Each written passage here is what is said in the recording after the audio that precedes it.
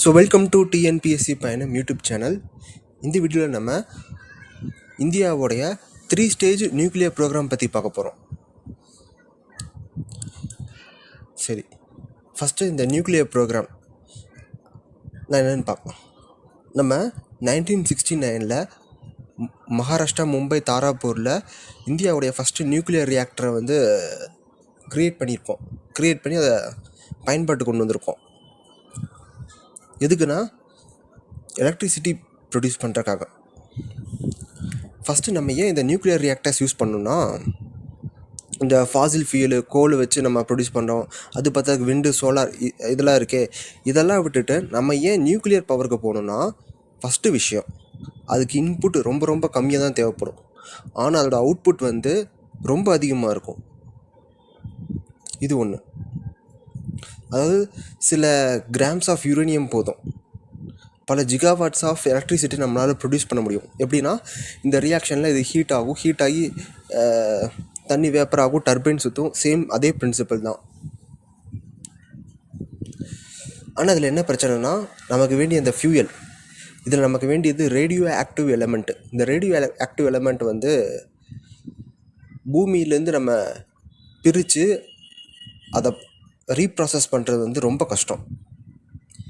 இந்த பிரச்சனை இங்கே தான் ஸ்டார்ட் ஆகுது. ஆனால் இதை நம்ம யூஸ் பண்ண ஒரு டெக்னாலஜி டெவலப் பண்ணிட்டோன்னா, இந்தியா பொல்யூஷனை நிறைய கம்மி பண்ணலாம், ஒரு சஸ்டைனபிளாக போகலாம், இந்தியாவுடைய எனர்ஜி இண்டிபெண்டன்ஸியாக மாறலாம். ஓகே, இந்த நியூக்ளியர் ரியாக்டர்ஸ்க்கு நமக்கு என்ன வேணும்? ஃபியூவலாக யுரேனியம் தேவைப்படும். அது என்ன யுரேனியம் 233. பொதுவாகவே இந்தியாட்ட யுரேனியம் ரொம்ப கம்மியாக இருக்குது, ரொம்பவே கம்மியாக இருக்குது. அதனால் என்ன பண்ணுறோன்னா, மோஸ்ட்லி நம்ம இம்போர்ட் பண்ணிகிட்ருக்குறோம். நம்ம அதிகமாக யார்கிட்டேருந்து இந்த நியூக்ளியர் மெட்டீரியல்லாம் வாங்குகிறோன்னா, கசகஸ்தான், அதுக்கப்புறம் ரஷ்யா, சைனா, இந்த மாதிரி கண்ட்ரீஸ்லேருந்து நம்ம வாங்கிட்டுருக்கோம். இப்போ நம்ம ரீசெண்டாக கூட கனடாட்ட டீல் போட்டிருக்கோம். என்ன டீல்னால், 10 வருஷத்துக்கு அக்ரிமெண்ட்டு போட்டிருக்கோம். நாங்கள் நியூக்ளியர் மெட்டீரியலை வாங்கிக்கிறோம், எக்ஸாம்பிள் யுரேனியம். ஓகேங்களா? ஓகே, இப்போ நம்ம உள்ளே போகலாம். ஏன் இந்த 3 ஸ்டேஜ் நியூக்ளியர் ப்ரோக்ராம்னா, ஃபஸ்ட்டு ரீசன் நம்மகிட்ட அந்த ஃபியூயல் இல்லை. என்ன ஃபியூயல்? யுரேனியம் நம்மக்கிட்ட ரொம்ப கம்மியாக இருக்குது. ஆனால் நம்மகிட்ட தோரியம் நிறையா இருக்குது. எந்த அளவுக்குன்னா, இந்த உலகத்தில் இருக்கிற தோரியமில் 1/4 பங்கு இந்தியாவில் தான் இருக்குது. ஸோ இந்த தோரியமை நம்ம யூஸ் பண்ண முடிஞ்சால், யுரேனியமுக்கு மாற்றா இந்தியா நியூக்ளியர் ரியாக்டர்ஸில் எந்த கண்ட்ரிலேருந்து இம்போர்ட் பண்ண வேண்டியதில்லை.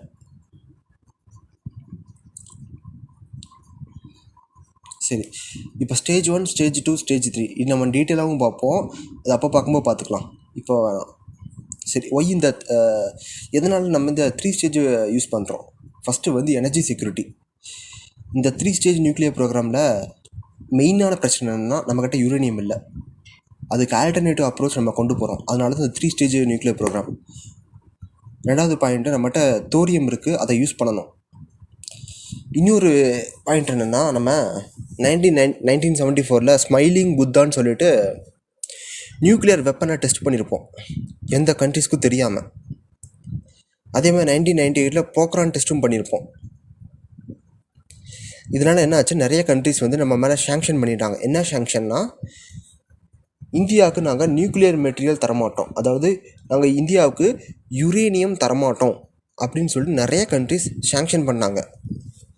எதனாலனா, இந்த ரெண்டு டெஸ்ட் இருக்குல்ல, ஸ்மைலிங் புத்தா, போக்ரான் 2, மெயின் அந்த போக்ரான் 2 எந்த கண்ட்ரிஸ்க்கும் தெரியாமல் நான் சத்தமே இல்லாமல் அதை நடத்தி முடித்தோம். இந்தியாவை நியூக்ளியர் வெப்பன் ஸ்டேட்டாக டிக்ளேர் பண்ணோம். அதனால் இனி ஒரு பிரச்சனை என்னென்னா, நம்மகிட்ட நெய்பரிங் கண்ட்ரிஸான சைனாட்டையும் பாகிஸ்தான்ட்டையும் நியூக்ளியர் வெப்பன்ஸ் அவங்களும் டெவலப் பண்ணிகிட்டு இருந்தாங்க. ஸோ அவங்கள கவுண்டர் பண்ணணும்னா நம்மளும் நியூக்ளியர் வெப்பன்ஸ் டெவலப் பண்ணணும். ஆனால் நம்மகிட்ட யுரேனியம் ரொம்ப கம்மியாக இருக்குது. இருக்கிற யுரேனியம் வச்சு நம்ம மெடிக்கல் சர்வீசஸ் பண்ணலாம், அண்டு தென் இந்த எனர்ஜி ப்ரொடியூஸ் பண்ணலாம், எலக்ட்ரிசிட்டி ப்ரொடியூஸ் பண்ணுறதுக்கு. அதுக்கு பத்திரக்கு நம்மகிட்ட யுரேனியம் இல்லை. இதில் எங்கே போய் நம்ம வெப்பனுக்கெலாம் க்ரியேட் பண்ணுறதுன்னு சொல்லிட்டு நமக்கு அதுவும் ஒரு பிரச்சனையாக இருந்துச்சு. ஸோ இந்த 3 ஸ்டேஜ் நியூக்ளியர் ப்ரோக்ராமை கண்டுபிடிச்சது வந்து ஹோமி ஜே பாபா. இவரை தான் நம்ம father of Indian nuclear programme அப்படின்னு சொல்கிறோம். இவர் தான் இந்த 3 ஸ்டேஜ் நியூக்ளியர் ப்ரோக்ராம் ஒன்று ஃபார்ம் பண்ணி இந்தியா வந்து இந்த பாத்தை ஃபாலோ பண்ணால் இந்தியாட்ட இருக்கிற தோரியம் யூஸ் பண்ணலாம், எந்த கண்ட்ரிக்கும் யுரேனியம் வந்து டிபெண்ட் பண்ண வேண்டியதில்லை அப்படின்னு ஒரு ரோட் மேப்பை போட்டு கொடுத்துருப்பார், வழிபாதையை. இதைத்தான் நம்ம ஃபாலோ பண்ணிகிட்ருக்கோம். சரி, எக்ஸ்டர்னல் இன்ஃப்ளூயன்ஸ்னால் அதுதான் சாங்ஷன் போட்டிருப்பாங்க. நம்ம இந்தியா யூஎஸ் கூட டீல் போட்டிருப்போம், இந்தியா யூஎஸ் டீல் 2008 என்னென்னா, நாங்கள் யுரேனியமை இம்போர்ட் பண்ணிக்கிறோம், ஆனால் அந்த இம்போர்ட் பண்ணுற யுரேனியமை நாங்கள் வெப்பனுக்கு யூஸ் பண்ண மாட்டோம். அந்த யுரேனியமை நாங்கள் எலக்ட்ரிசிட்டி ப்ரொடியூஸ் பண்ணுறதுக்கும் மெடிக்கல் செக்டாரில் யூஸ் பண்ணுறதுக்கு மட்டும் தான் யூஸ் பண்ணுவோம். மெடிக்கல் செக்டார் நாங்கள் எக்ஸ்ரே எடுக்கிறது, அதே மாதிரி இந்த கேன்சரில் கீமோதெரபி, அதில் நம்ம ரேடியேஷன் தான் யூஸ் பண்ணுறோம். ஸோ அந்த மாதிரி யூஸஸ்க்கு நாங்கள் அலோவ் பண்ணுறோம், ஆனால் வெப்பனுக்கு நாங்கள் அலோவ் பண்ண மாட்டோன்னு சொல்லிட்டு நம்ம யூஎஸ் கூட டீல் பண்ணியிருப்போம். சரி, இப்போது இந்தியாவோட ஸ்டேஜ் 1 நியூக்ளியர் ப்ரோக்ராம். ஸ்டேஜ் 1ல் நம்ம என்ன ரியாக்டர் யூஸ் பண்ணுறோன்னா ப்ரெஷரைஸ்டு ஹெவி வாட்டர் ரியாக்டர். அதாவது ஹெவி வாட்டர், நார்மல் வாட்டர் கிடையாதா அப்படின்னா, இந்த ஹெவி வாட்டருக்கும் நார்மல் வாட்டருக்கும் டிஃப்ரென்ஸ் இருக்குது. நம்ம நார்மல் வாட்டரை H2Oன்னு சொல்லுவோம், அதாவது 2 ஹைட்ரஜனுக்கும் ஒரு ஆக்சிஜன் இருக்கும். ஆனால் இந்த ஹெவி வாட்டரில் என்ன இருக்குன்னா, ஹைட்ரஜனுக்கு பதிலாக டியூட்டீரியம் இருக்கும். டியூட்டீரியம்ங்கிறது என்னென்னா, ஒரு நியூட்ரான் அதிகமாக இருக்குது ஹைட்ரஜன், அவ்வளோதான்.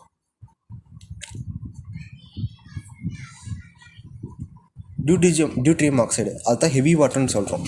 இந்த ஹெவி வாட்டர் நம்ம கூலண்ட்டாக யூஸ் பண்ணுறோம் இந்த ரியாக்டர்ஸில், அதனால தான் ப்ரெஷரைஸ்டு ஹெவி வாட்டர் நேம் வச்சுருக்கோம்.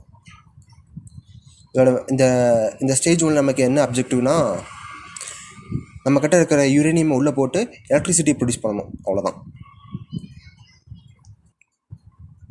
நம்ம யூஸ் பண்ணுற reactor pressurised heavy water reactor. நம்ம என்ன ஃபியூயலாக போடுறோன்னா நேச்சுரல் யுரேனியம் போடுறோம். அதாவது யுரேனியம் 233 மெயினாக உள்ளே போவோம். ஆக்சுவலாக நம்மக்கிட்ட வந்து யுரேனியம் 238 தான் ஜாஸ்தியாக இருக்கும். இதில் ரொம்ப 0.2% தான் யுரேனியம் 233 இருக்கும். யுரேனியம் 233 தான் ரேடியோ ஆக்டிவ்லி ஆக்டிவ். ஓகேங்களா?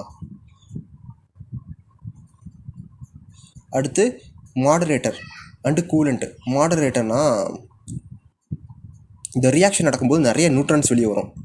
இந்த நியூட்ரான்ஸை கண்ட்ரோல் பண்ணுற முடியுமா, இந்த ரியாக்டரை நம்ம கண்ட்ரோல் பண்ண முடியும். அதுதான் இந்த மாடரேட்டர். இந்த மாடரேட்டருங்கிறது என்ன பண்ணுன்னா, அந்த நியூட்ரான்ஸ் வந்து அப்சர்வ் பண்ணிக்கும். இந்த நியூட்ரான்ஸ் அப்சர்வ் பண்ணுன்னா அந்த ரியாக்டரோட ஸ்பீடு கம்மியாகும், எனர்ஜி ப்ரொடக்ஷன் கம்மியாயிரும். அப்புறம் அது நிறைய ஹீட்டு ப்ரொடியூஸ் பண்ணும். அந்த ஹீட்டெல்லாம்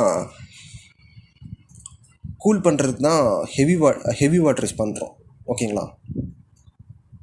ஓகே, இதில் வந்து நமக்கு எலக்ட்ரிசிட்டி கிடைக்குது. அதேமாதிரி நம்ம போட்ட யுரேனியம் இருக்குல்ல, இனிஷியல் நம்ம உள்ளே போட்ட யுரேனியம் 233 இருக்குல்ல, அது என்ன ஆகும்னா, அதில் இருக்கிற நியூட்ரான்ஸ் வெளியில் வந்து அது புளூட்டோனியம் 239 கன்வெர்ட் ஆயிரும். ஓகேங்களா? ஏன்னா அது யுரேனியம் வந்து ஒரு நியூட்ரானை வெளியே விட்டுருச்சு, எனர்ஜியை கொடுத்துருச்சு. அதனால் அதுக்கு கீழே இருக்கிற புளூட்டோனியம் அது மாறிடும். நம்ம இதுக்கு தனியாக ரியாக்ஷன்லாம் இருக்கும், அந்த ரியாக்ஷன் நீங்கள் தனியாக படிச்சுக்கோங்க. அது நம்ம எக்ஸாமுக்கு தேவையில்லை, அந்தளவுக்கு டீப்பாக போய் கேட்க மாட்டாங்க. ஓகேங்களா? சரி, இந்த ஃபஸ்ட்டு ஸ்டேஜோட அவுட்புட் என்ன? நமக்கு எலக்ட்ரிசிட்டி கிடச்சிருது. அப்புறம் நம்ம உள்ளே போட்ட யுரேனியம் வந்து புளூட்டோனியமாக மாறிடுச்சு, புளூட்டோனியம் 239.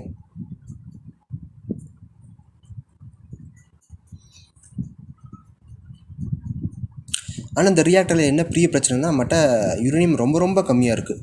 அந்த கொஞ்சோண்டு யுரேனியமை வச்சு நம்ம எப்படி ரொம்ப நாளைக்கு நியர்லி ஒரு 200 இயர்ஸ்க்கு எனர்ஜி ப்ரொடியூஸ் பண்ணுறது? அதான் பெரிய பிரச்சனை. அதனால் ஸ்டேஜ் 2க்கு போகிறோம்.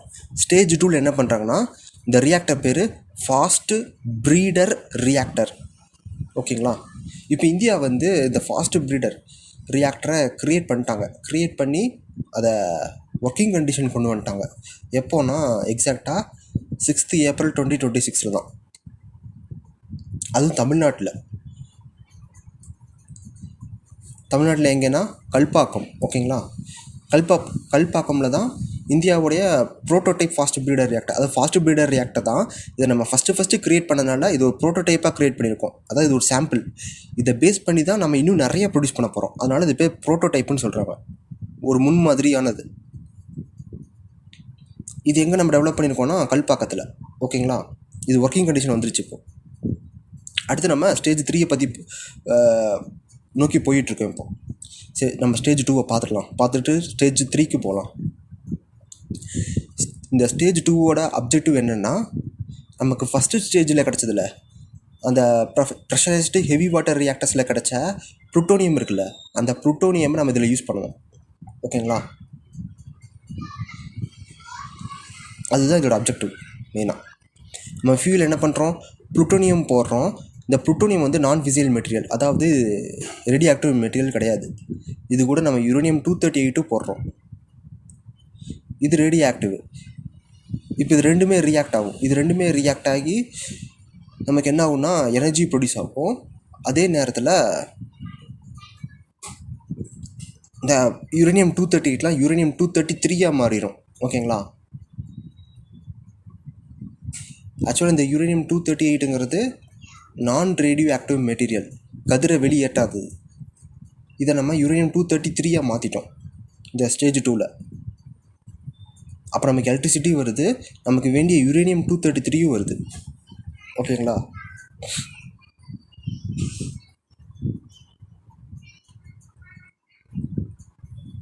இதில் முக்கியமான என்னென்னா இதில் கூலண்ட்டு நம்ம என்ன யூஸ் பண்ணுறோம், லிக்விட் சோடியம். இது ரொம்ப ரொம்ப முக்கியம். ஏன்னு தெரியுமா, இந்த லிக்விட் சோடியமுக்கு வந்து ஒரு ஸ்பெஷல் ப்ராப்பர்ட்டி இருக்குது. இது சீக்கிரம் வேப்பர் ஆயிரும். அதனால் இதை யூஸ் பண்ணுறது நிறைய பிரச்சனை வரும். எக்ஸாம்பிள் வந்து நமக்கு முன்னாடியே ஜப்பானு ஜெர்மனிலாம் இந்த டெக்னாலஜியை வந்து டெஸ்ட் பண்ணியிருப்பாங்க இந்த லிக்விட் சோடியம் யூஸ் பண்ணி. ஆனால் என்னாச்சுன்னா இந்த லிக்விட் சோடியம் வந்து லீக் ஆயிடுச்சு. அதனால் இந்த ஜப்பானு ஜெர்மனிலாம் இந்த ப்ராஜெக்டை வந்து கேன்சல் பண்ணிட்டாங்க ஸ்டேஜ் 2.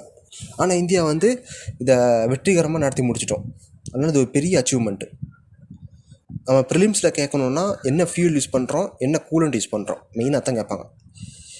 அப்புறம் இதில் என்ன ரியாக்டர் பேர், ஸ்டேஜ் 2வோட ரியாக்டர் பேர் என்ன, ஃபாஸ்ட் ப்ரீடர் ரியாக்டர். அப்புறம் நம்ம ப்ரோட்டோடைப் ஃபாஸ்ட் ப்ரீடர் ரியாக்டர் எங்கே உருவாக்குறோம், கல்பாக்கம், ரஷ்யாவோட சப்போர்ட்டோட உருவாக்கியிருக்கோம். அடுத்து ஸ்டேஜ் 3. இந்த ஸ்டேஜ் 3யோட அப்ஜெக்டிவ் என்னென்னா, நம்மக்கிட்ட இருக்கிற தோரியம் யூஸ் பண்ணணும். ஓகேங்களா, இந்த தோரியம் எங்கே இருக்குது, பொதுவாக இந்த தோரியம் அங்கு மோனோசைட் சாண்ட்ஸ்ன்னு சொல்லுவோம். அதாவது கடல் பரப்பில் கடற்கரை ஓரத்தில் இருக்கிற சாண்டில் மோஸ்ட்லி இந்த தோரியம் காணப்படுது. கடற்கரை ஓரியம்னா coastal districts, south coastal districts. Example வந்து கர்நாடகா, ஆந்திரா, கேரளா, தமிழ்நாடு, மெயினாக அந்த 4 ஸ்டேட். முக்கியமாக தமிழ்நாட்டில் கன்னியாகுமரி அந்த சைடில் வந்து மோனோசைட் சாண்ட்ஸுங்கிறது ஃபேமஸ். அங்கே தோரியம் கண்டென்ட் ரொம்ப ஜாஸ்தியாக இருக்குது. ஓகேங்களா, அந்த தோரியம் நம்ம யூட்டிலைஸ் பண்ணணும், அவ்வளோதான் இந்த அப்ஜெக்டிவ். இதில் என்ன பண்ணுறோம், இந்த தோரியம் வந்து நான் ஃபிசியல் மெட்டீரியல், அதாவது அப்படின்னா இது ரேடியேஷனை வெளியேற்றாது. இந்த தோரியம் நம்ம யுரேனியம் 233 கன்வெர்ட் பண்ணுறோம். எப்படி கன்வெர்ட் பண்ணுறோன்னா, அதுக்கு நம்ம யூஸ் பண்ணுறது தான் அட்வான்ஸ்டு ஹெவி வாட்டர் ரியாக்டர்ஸ். ஓகேங்களா, இதில் நம்ம மிக்ஸ் பண்ணி போடுறோம். இந்த யுரேனியம் 233யும் தோரியமையும் மிக்ஸ் பண்ணி உள்ளே போடுறோம். அப்போ என்ன ஆகும்னா யுரேனியம் 233 ரியாக்ட் ஆகும், ஹீட் ஜென்ரேட் பண்ணும். அந்த ஹீட்டால் இந்த தோரியம் 232வும் ரியாக்ட் ஆகும், நியூட்ரான்ஸ் வெளியில் வரும். ஓகேங்களா, அப்போ இதில் வந்து ஒரு நியூட்டன் ஆட் ஆகும் இந்த தோரியமில். இது ஆட் ஆகிடுச்சுன்னா இந்த 232 வந்து 233 மாறிடுமா. அப்போ இந்த தோரியம் எல்லாமே யுரேனியம் 233 மாறிடும். உங்களுக்கு குழப்பிச்சா எப்படின்னா வச்சுக்கோங்க, நம்ம தோரியம் போடுறோம், யுரேனியமும் போடுறோம், கடைசியில் என்னாச்சுன்னா எல்லாமே யுரேனியமாக மாறிடுச்சு. ஓகேங்களா, இதுதான் சிம்பிள். நம்ம ஸ்டேஜ் 3 இன்னும் டெவலப் இப்போ தான் ஸ்டார்ட் பண்ணியிருக்கோம். ஸ்டேஜ் 3க்கு இந்த ஸ்டேஜ் 3 டெவலப் ஆயிடுச்சுன்னா இந்தியா வந்து எனர்ஜியவே எக்ஸ்போர்ட் பண்ணலாம். நெய்பரிங் கண்ட்ரிஸ் ஆப்கானிஸ்தான், நேபாள், பங்களாதேஷ் இந்த மாதிரி கண்ட்ரிஸ்க்கு நம்ம எக்ஸ்போர்ட் பண்ணலாம். எனர்ஜியை ப்ரொடியூஸ் பண்ணி தோரியம் யூஸ் பண்ணி எனர்ஜியை ப்ரொடியூஸ் பண்ணி அவங்களுக்கு கொடுக்கலாம், விற்கலாம். அதே மாதிரி இந்த கசகஸ்தான் ஸ்டார்டிங்கில் சொன்ன இந்த கனடா அவங்ககிட்டேருந்து இந்த யுரேனியமில் இம்போர்ட் பண்ண வேண்டிய அவசியமே இருக்காது. இந்தியா வந்து ஒரு எனர்ஜி இண்டிபெண்ட் கண்ட்ரியாக மாறிடும். ஸோ இந்தியாவோட 3 ஸ்டேஜ் நியூக்ளியர் ப்ரோக்ராம் ஒரு கம்பைலேஷன் மாதிரி கொடுத்துருக்கேன். ஹோமி ஜே பாபா கண்டுபிடிச்சது. ஸ்டேஜ் 1 என்ன யூஸ் பண்ணுறோம்? Natural uranium pressurised heavy water reactor. Stage 2 fast breeder ரியாக்டரை ப்ளூட்டோனியம் யூஸ் பண்ணுறோம். ஸ்டேஜ் 3 தோரியம் யூஸ் பண்ணுறோம். அது வந்து அட்வான்ஸ்டு ஹெவி வாட்டர் ரியாக்டர். ஓகேங்களா? First prototype fast breeder reactor கல்பாக்கமில் ரெடி பண்ணிட்டோம். அது ரொம்ப முக்கியம். எந்த பிளேஸு? ஏன்னா கல்பாக்கம் இருக்குது, கூடங்குளம் இருக்குது. நமக்கு ஆப்ஷன் இருந்தால் கூடங்குளமும் கல்பாக்கம் தான் குழப்பம். அதனால் நல்லா பார்த்துக்கோங்க. ப்ரோட்டோடைப் ஃபாஸ்ட் பீடர் கல்பாக்கத்தில். ஸோ இவ்வளோ தான் இந்தியாவோட 3 ஸ்டேஜ் நியூக்ளியர் ப்ரோக்ராம். இதில் நிறைய ஈக்குவேஷன்ஸ் இருக்குது. இவங்க மெயின்ஸ் படி கேட்டாங்கன்னா அந்த ஈக்குவேஷன்ஸ் நீங்கள் பார்த்து வச்சுக்கோங்க. ஜஸ்ட் கூகுள் பண்ணாலே வந்துடும். இது வந்து நம்ம ஓவராலாக பார்த்துருக்கோம் ஒரு ஐடியாக்காக. So thank you. அவ்வளோதான்.